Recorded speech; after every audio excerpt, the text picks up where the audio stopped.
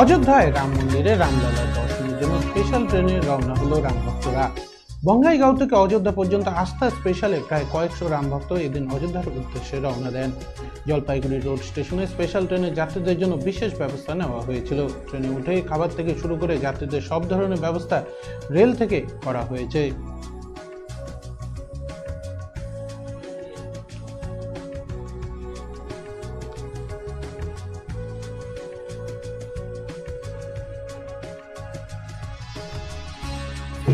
जय श्री राम जय श्री राम।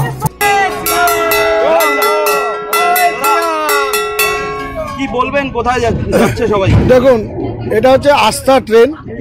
মানুষের আস্থা, ভরসা, বিশ্বাস।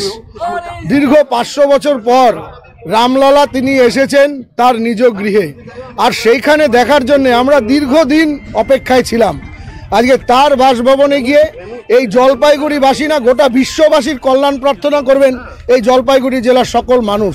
তারা অবাধ, যারা বাঁধ ভাঙা উচ্ছ্বাসে আজকে তারা রাম জন্মভূমিতে যাবেন। আমরা তাদেরকে স্বাগতম জানাতে এসেছি এবং তাদের যাত্রাপথ যেন আরও সুন্দর হয়, তারা যেন এই দেশের মাটিটাকে রাম রাজত্বে পরিণত করতে পারে। কি বলবো বলো দাদা, আপনারা কারা কোথায় যাচ্ছেন? বিশ্ব হিন্দু পরিষদের পক্ষ থেকে আজ গোটা হিন্দু সমাজকে, আমাদের গোটা উত্তরবঙ্গ প্রান্ত থেকে প্রায় 2000 মতো হিন্দু সমাজের লোক আমরা যারা জলপাইগুড়ি থেকে অযোধ্যার রাম মন্দির আমরা যাচ্ছি। কি নাম? আমার নাম বাদল বর্মন। কোথায় যাচ্ছেন?